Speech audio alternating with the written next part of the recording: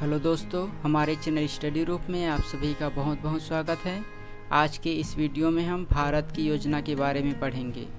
यह हमारी भारत की योजना का भाग 3 है। इससे पहले हमने भारत की योजना का भाग 1 और भाग 2 अपलोड कर चुके हैं। अगर आप देखना चाहते हैं तो नीचे लिंक दी गई है, वहां जाकर आप देख सकते हैं। तो चलिए हम आज का वीडियो स्टार्ट करते हैं। आज के इस वीडियो में हम स्मार्ट सिटी मिशन अमृत, APJ अब्दुल कलाम शिक्षा गुणवत्ता कार्यक्रम, जननी सुरक्षा योजना, प्रधानमंत्री सुरक्षित मातृत्व अभियान, चिरायु योजना, आयुष्मान भारत प्रधानमंत्री जन आरोग्य योजना, समेकित बाल विकास सेवा योजना, प्रधानमंत्री मातृ वंदना योजना, सखी one stop centre, Beti Bachao Beti Padhao योजना और अंत में पढ़ेंगे सुकन्या समृद्धि योजना के बारे में। इस वीडियो में हम योजना के किन किन बिंदुओं पर चर्चा करेंगे उसे देख लेते हैं। योजना के अंतर्गत हम योजना की शुरुआत कब हुई, योजना का उद्देश्य क्या है, योजना के लिए पात्रता क्या है, योजना का लक्ष्य क्या है और योजना का प्रावधान क्या है, इसे देखेंगे। तो चलिए सबसे पहले हम स्टार्ट करते हैं smart city mission. Smart city mission की शुरुआत 25 जून 2015 को हुई थी। इस योजना के उद्देश्य की बात करें तो इस योजना के माध्यम से शहरों का उन्नयन का कार्य किया जाता है। इस योजना के अंतर्गत पहले चरण में 100 शहरों का चयन किया गया था। परीक्षा की दृष्टि से हमें यह याद रखना है कि स्मार्ट सिटी मिशन की शुरुआत कब हुई, तो वह 25 जून 2015 को हुई थी। और पहले चरण में कितने शहरों का चयन किया गया, तो पहले चरण में 100 शहरों का चयन किया गया। इसके पश्चात हम अगली योजना देख लेते हैं। अगली योजना है मिशन अमृत। अमृत का फुल फॉर्म होता है अटल नवीनीकरण एवं शहरी परिवर्तन मिशन। इस योजना की शुरुआत जून 2015 को हुई थी। इस योजना में विभिन्न घटकों को शामिल किया गया है जिसके उन्नयन का कार्य किया जाना है। तो इस योजना का घटक है जल प्रदाय, सीवरेज मैनेजमेंट एवं उद्यान विकास। इस योजना के माध्यम से इन घटकों का उन्नयन किया जाता है। इसके पश्चात हम अगली योजना देख लेते हैं। अगली योजना है APJ अब्दुल कलाम शिक्षा गुणवत्ता कार्यक्रम। इस योजना का उद्देश्य है कि स्कूलों की शिक्षा गुणवत्ता में सुधार करना। इस योजना के प्रावधान की बात करें कि इस योजना के अंतर्गत कौन कौन सी प्रक्रिया शामिल हैं, तो इस योजना के अंतर्गत सोशल ऑडिट कराया जाता है और ऐसे स्कूलों की पहचान की जाती है जिस पर विशेष ध्यान देने की आवश्यकता है, अर्थात वहां की गुणवत्ता में कमी है। इस योजना के माध्यम से वर्ष में 2 बार अधिकारियों के द्वारा मॉनिटरिंग कर गुणवत्ता सुधार का कार्य किया जाता है।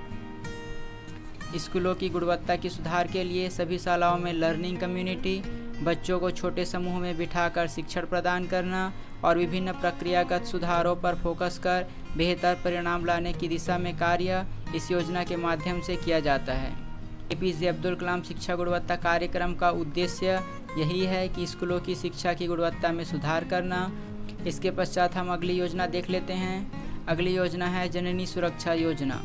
इस योजना का उद्देश्य है सुरक्षित मातृत्व एवं संस्थागत प्रसव में वृद्धि करना। संस्थागत प्रसव होने की स्थिति में आर्थिक लाभ प्रदान किया जाता है। तो चलिए देख लेते हैं कि किन किन स्थिति में आर्थिक लाभ प्रदान किया जाता है। तो सबसे पहला प्रावधान है कि अगर किसी गर्भवती महिला का शासकीय अस्पताल में प्रसव होता है तो उसे आर्थिक लाभ प्रदान किया जाएगा। अगर वह महिला ग्रामीण क्षेत्र से संबंधित है तो उसे 1400 रुपये और शहरी क्षेत्र होने पर उसे 1000 रुपये का लाभ प्रदान किया जाता है। इसके पश्चात अगर किसी महिला का मान्यता प्राप्त निजी अस्पताल में प्रसव होता है, अगर वह महिला BPL परिवार की है तो उसे आर्थिक लाभ प्रदान होगा। सामान्य वर्ग की महिला को निजी अस्पताल में प्रसव होने पर लाभ का प्रावधान नहीं है। BPL परिवार की महिला है और अगर वह ग्रामीण क्षेत्र से संबंधित है तो उसे 1400 रुपये और शहरी क्षेत्र से संबंधित होने पर उसे 1000 रुपये दिए जाने का प्रावधान है। और अगर कोई BPL महिला का घर में प्रसव होता है तो उसे 500 रुपये आर्थिक सहायता प्रदान की जाती है। इसके पश्चात हम अगली योजना देख लेते हैं। अगली योजना है प्रधानमंत्री सुरक्षित मातृत्व अभियान। प्रधानमंत्री सुरक्षित मातृत्व अभियान की शुरुआत 9 मई 2016 को हुई थी। परीक्षा की दृष्टि से कि इस योजना की शुरुआत कब हुई, तो इस योजना की शुरुआत 9 मई 2016 को हुई थी। और इस योजना का उद्देश्य क्या है, तो इस योजना का उद्देश्य गर्भवती महिला को गुणवत्तापूर्ण प्रसव जांच कराने हेतु, अगर महिला में किसी प्रकार की कोई जटिल प्रक्रम है तो उसकी पहचान करना और उसका उपचार हेतु इस योजना की शुरुआत की गई। इसके पश्चात हम अगली योजना देख लेते हैं। अगली योजना है चिरायु योजना। चिरायु योजना की शुरुआत अगस्त 2014 को हुई थी और इस योजना का उद्देश्य क्या है, तो इस योजना के माध्यम से आंगनबाड़ी केंद्रों और स्कूलों में निःशुल्क स्वास्थ्य परीक्षण प्रदान करना। इस योजना की शुरुआत राष्ट्रीय बाल स्वास्थ्य कार्यक्रम के तहत की गई है और इस योजना के माध्यम से सामान्य बीमारी से पीड़ित बच्चों को चिरायु दल द्वारा उपचार प्रदान किया जाता है। यह योजना बच्चों के स्वास्थ्य परीक्षण के लिए एक प्रमुख योजना है। इसके पश्चात हम अगली योजना देख लेते हैं। अगली योजना है आयुष्मान भारत प्रधानमंत्री जन आरोग्य योजना। आयुष्मान भारत प्रधानमंत्री जन आरोग्य योजना की शुरुआत 1 अप्रैल 2018 को हुई थी। इस योजना के माध्यम से गरीबी रेखा और आर्थिक रूप से कमजोर वर्ग के परिवारों को 5 लाख रुपए प्रति परिवार प्रति वर्ष स्वास्थ्य सुविधा प्रदान की जाती है। नगद रहित स्वास्थ्य लाभ प्रदान किया जाता है।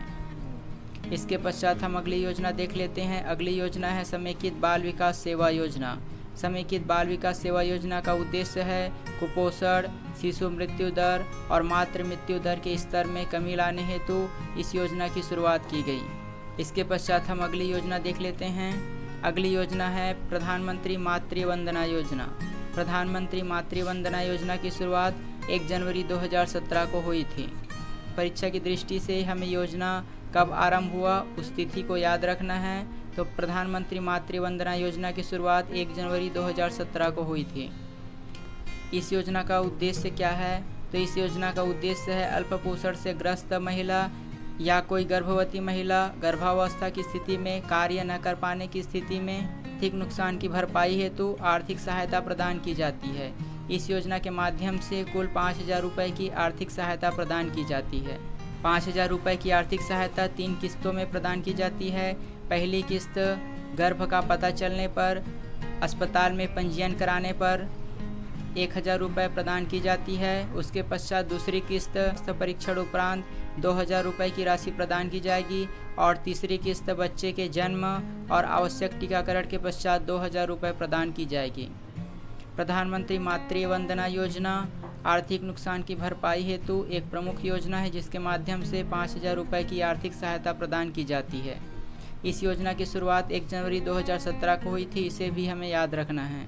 इसके पश्चात हम अगली योजना देख लेते हैं। अगली योजना है सखी वन स्टॉप सेंटर। सखी वन स्टॉप सेंटर एक ही छत के नीचे विभिन्न सुविधा जैसे चिकित्सा, विधिक परामर्श सुविधा आदि प्रदान करने की योजना है। इस योजना में घर के भीतर या बाहर किसी भी रूप में पीड़ित या संकटग्रस्त महिला को नुकसान होने की स्थिति में उसे सहायता प्रदान की जाती है।